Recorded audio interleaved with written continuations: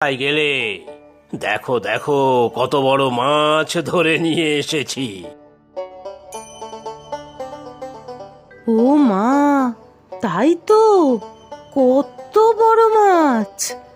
এত বড় মাছ তো তুমি আগে কখনো ধরনি। তা ঠিক, আজ সাথে মেছো ভূত ছিল তো, তাই।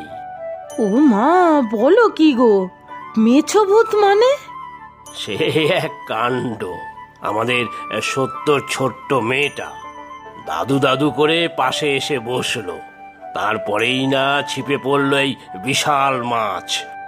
বাবা, এ মাছ কাটতেই তো আমার দফা রফা হবে গো। আমি কেটে দেব। এত বড় মাছ কাটা তোমার কম্য নয়।